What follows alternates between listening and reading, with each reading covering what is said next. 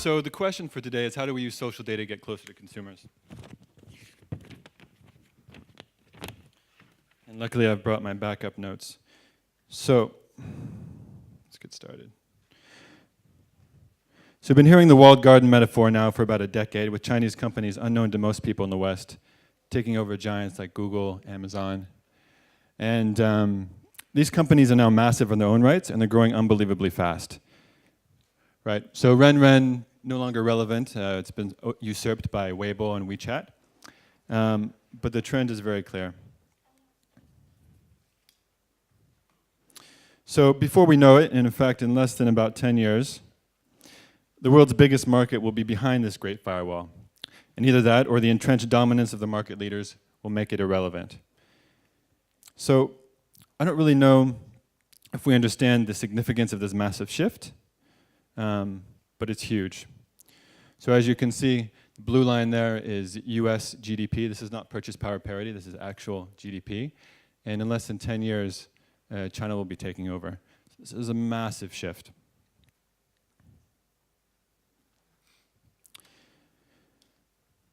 So the world's biggest brands, the world's biggest media companies still want a piece of the pie, and they'll always want a piece of the pie. And in fact, they're subject to strict and volatile rules if they're in regulated industries like media, or they're simply prevented access for other reasons. Or they're forced, like Zuck here, to run in circles around the wall rather than climbing it. So, for example, last year the government issued new rules stating that any content being published by a foreign company needs approval. This is a little bit sensational. You guys have probably heard about this, but basically what this means is that there's a highway and the speed limit is low, and people are driving incredibly fast. And there's a reason to pull you over if anything happens. Doesn't mean that's going to happen, but things are incredibly volatile, and this is the environment that we're in. So, what started as so-called Chinese copycats of Western companies, these various companies are outpacing and out-innovating their global peers. The taxi startup Didi, which bought User's business last year, is just one example. So this is not just the big tech companies, but also Chinese consumer brands, which are becoming a lot more sophisticated, as we talked about a bit before. Not just in terms of R&D, but also in terms of marketing, the way they communicate with consumers. So, while Chinese companies are first copying and then quickly moving, consumers themselves are accelerating this change by pushing the boundaries of the platforms they use, as is in the case with video streaming, with brands scrambling to be part of the conversation. A perfect example is the new influencer management features on Weibo, which were in fact driven by what academics call lead user innovation, designed in response to user behavior. This is very different than what we see at companies like Facebook, where it's just the coolest kids in the room coming up with the next feature. Right? So how do we stay relevant? So like the Ding Zifang or the nail house that stands up to developers in China, we have to come up with rules to stay constant and to stay relevant. And there's a couple rules I'd like to share with you which are really critical. First off, Chinese media will always be social media. So this may seem obvious because we're here to talk about social media, but we often focus on the tactics, we focus on the new platforms, and we forget about this. So making it natural and easy for people to share, to experience, to interact in groups, regardless of the technology, is really fundamental, and brands that do this will get staying power.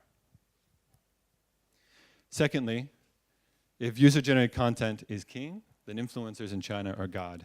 And this is something that's really important. So we need to move beyond away from PR-style, pure legacy relationship models, and we need to look at CRM. We need to look at ways to manage influencers, especially the many grassroots influencers that we're seeing in new channels. I believe there'll be a couple people that'll talk about this later today, and that's critical. So thirdly, despite the dominance of the BAT and the sheer diversity, there's also a growing gentrification in China, and China is extremely diverse.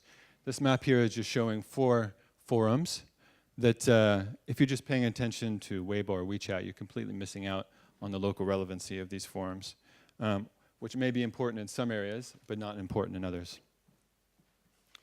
So, just give you an example. I had a colleague who's from Changsha, which is in the middle, and we use Dianping instead of Yelp. It's one of the most important Chinese platforms for food discovery. He went back home, and in fact, nobody in Changsha used Dianping or even heard of it. So this is just phenomenal. And e-commerce now doesn't mean just internet commerce, it means everywhere commerce. So consumers now are actually looking to be engaged at every touch point, right?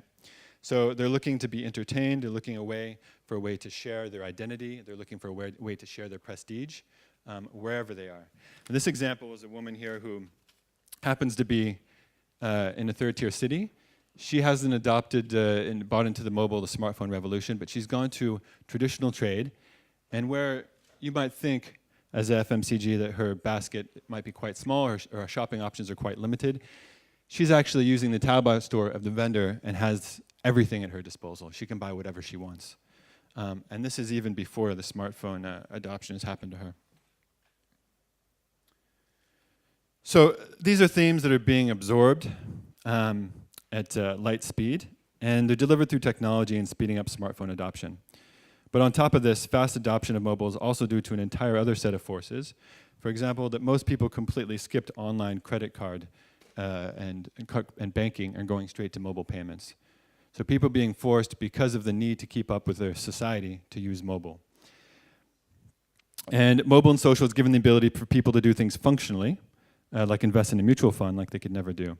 So unlike the West, platforms are also willing to share with smaller startups and apps, like Weibo has done with Meipai, which we'll talk about later. And amidst this change in China, what we're seeing is the entire economy is experiencing a new journey west. This stops in January 2016, so this is just the last 12 years or 14 years. But as you can see, there's a hockey stick in terms of Chinese investment. This is capital investment in the US. So you may have seen recent Hollywood movies. Every new Hollywood movie has a scene in China. This is a cultural influence. This is not just a technology influence, and every industry is going to start to experience this cultural influence. So we have to be aware about that.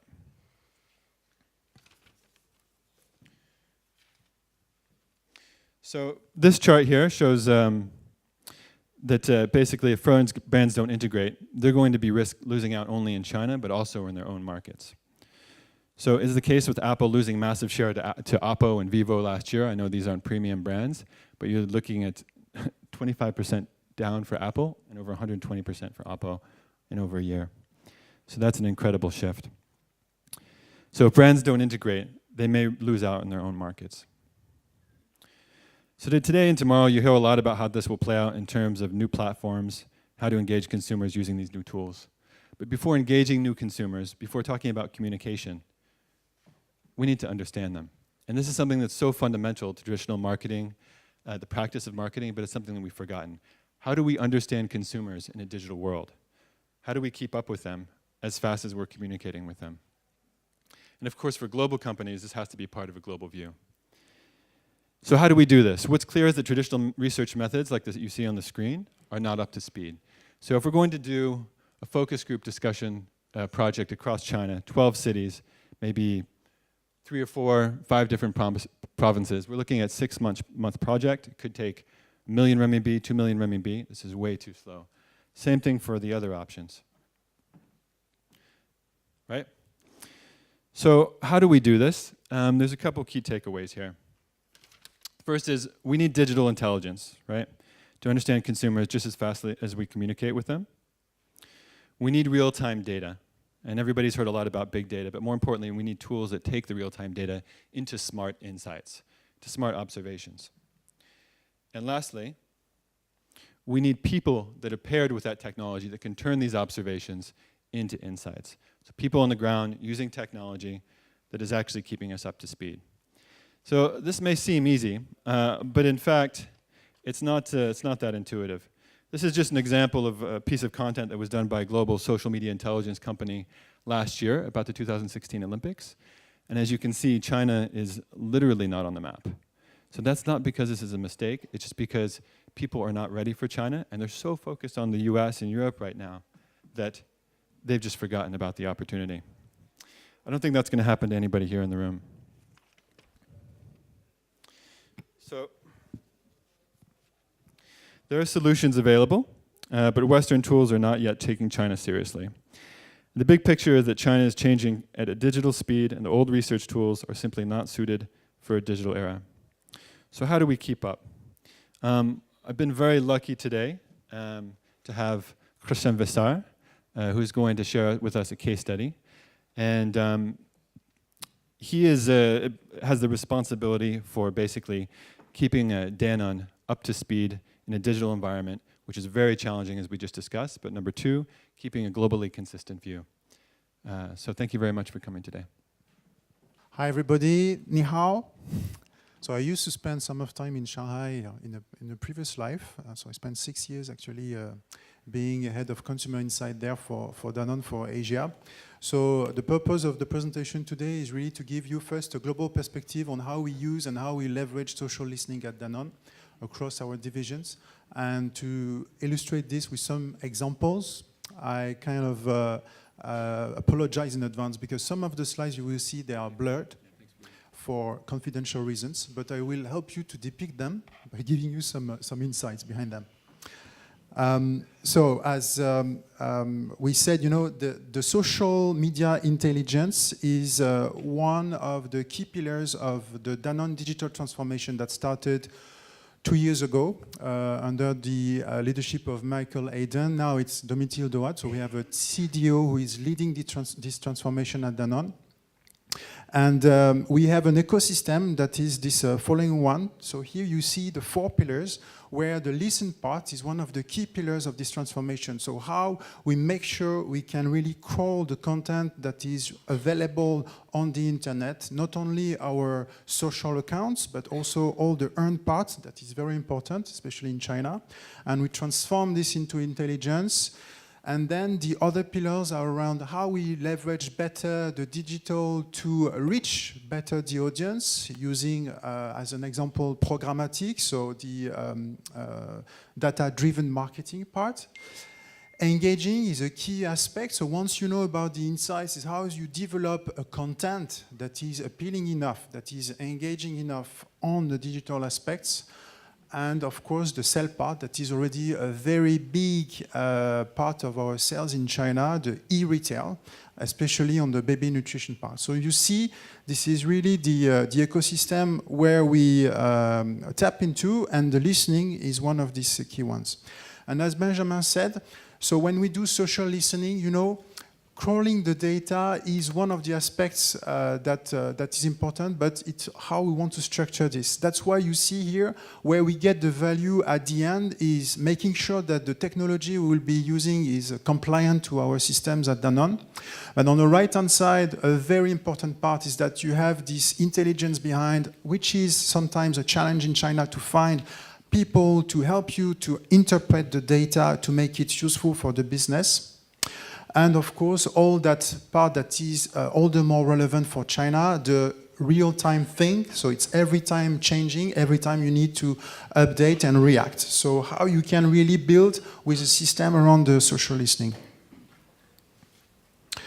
And as I started to say, this is an example on one of the key brands. Activia is the global brand. In China, it's called Bio, so it's the previous name that we used to have in Europe. So it's still Bio, which means something like green relaxation in the Chinese characters. And as I said, the challenge with the amount of data we got in China is how people talk about our brands. So you see here, it's the first level of how we structure the data, because we do like a sampling of the conversations and publications. A lot, because China as well is a very functional market when it comes to drinks and eating habits. You see a big chunk of the conversation is around health, not only on this brand Bio, but overall on a lot of categories. I will show you later. Marketing mix is how people talk about the activations they are faced on the digital, in the retail environment, or on the TV part. Taste, which is a big driver, of course, of consumer preference, especially in China again. Diet and usage. Diet, because internet is full of recommendations on how you need to manage your, not only to lose weight, but your diet overall, to wellness part. And usage, if you don't know, Chinese consumers, they drink yogurt rather than eat a yogurt with a spoon. and they drink it with a format which is like a cup here in France or in European countries, but they use a straw, they pierce the cap, like this, and they drink it, and this is a usage that is very different from what we see in other countries. And on top of that, they drink it that at the end of the day, which is as well one country to prepare, the body for the next day. A very, very functional approach since the beginning on this category. Very interesting one.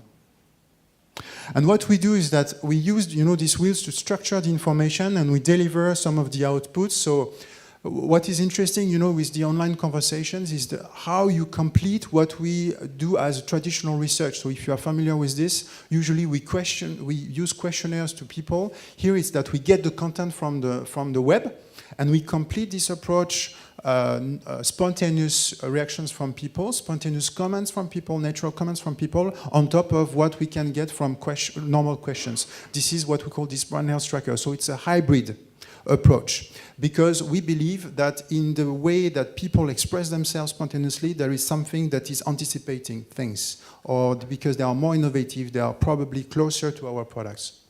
And we do monitor campaigns as we would do with other tools, because the amount of conversations is just huge. I will give you some numbers afterwards on the internet in China.